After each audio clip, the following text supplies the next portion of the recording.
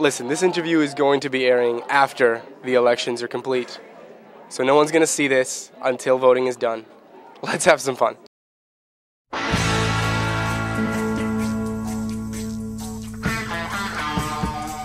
Remember, this is going on after the elections.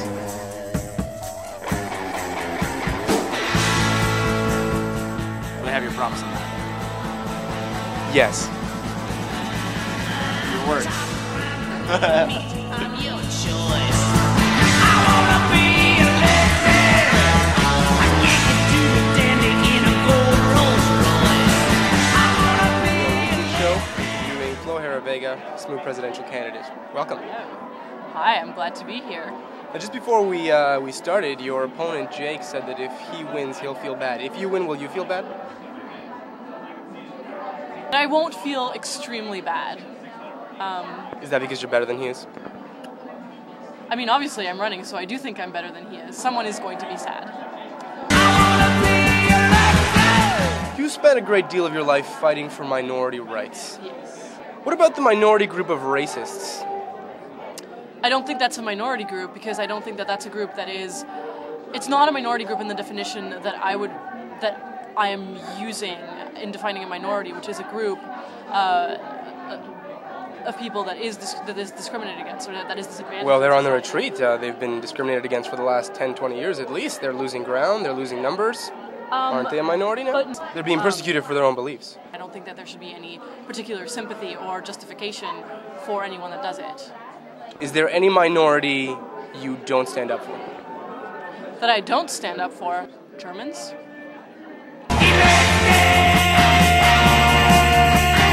The weekly show with the famous and infamous Jake Itzkowitz, Smoo presidential candidate. Jake, welcome. Thank you for having me, Mr. Riva. You didn't get the Daily's endorsement today. How do you feel about that? I actually, I knew I wasn't going to get the Daily's endorsement ever since yelling at them on their answering machine. Actually, speaking of which, I have the Daily's phone number here on my phone. Would you like to call them and maybe share your feelings with them? If you were to call them again, perhaps inebriated, what would you say? Say, I won. Go fuck yourselves. That's if I win. You're dating Kay Turner, candidate for VP-CNE in these elections. Why is she dating you? I don't know. I don't know. You're a high-powered celebrity politico couple. You've been likened in a way to the Clintons. You're kind of Billary for Smoo, but you'd be more like Kay Turnkowitz. If you were like Billary, who would be your Monica? There's far too many to pick. There are so many options that are running through my head. If I could find a nice place to take my dick out, I would. Oh my. I'm gonna let that one stand on its own. Okay, in terms of being more visible at hockey games and McGill events, I want to have a little litmus test of your commitment to McGill. Would you steal a Queen's flag at a hockey game? Hell yeah. Would you push an old lady down a flight of stairs if it meant that McGill would sweep the CIS championships for the next 10 years? Which old lady? Any old lady. Some old ladies. Which old ladies? Mothers of senior administration members.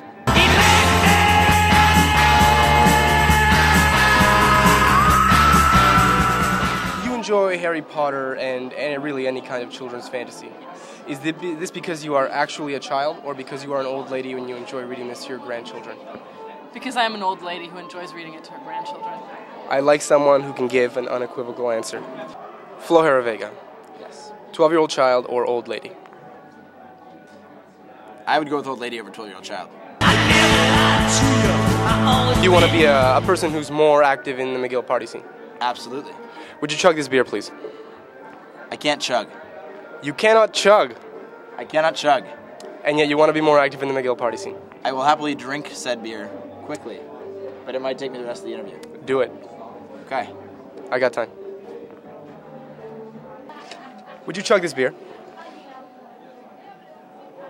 I would, but I won't because I have a lot of stuff to do and I haven't eaten. So if I chug this beer, I will be dysfunctional for what I have to do right after this. So you're saying there are limits to your commitment to supporting the diversity of McGill students. You know, your opponent chugged a beer, and I had peed in it. What is that? How was that? Awful. What was that? Would you do another? No. Jay Gitzkowitz, hypocrite. Well, I didn't pee in that one, I promise.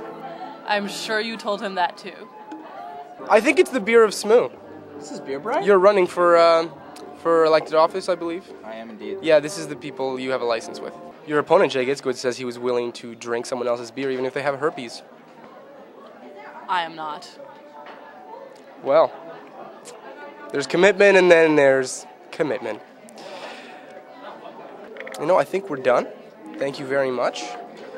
Thank you. Good luck to you in the race. Thank you. I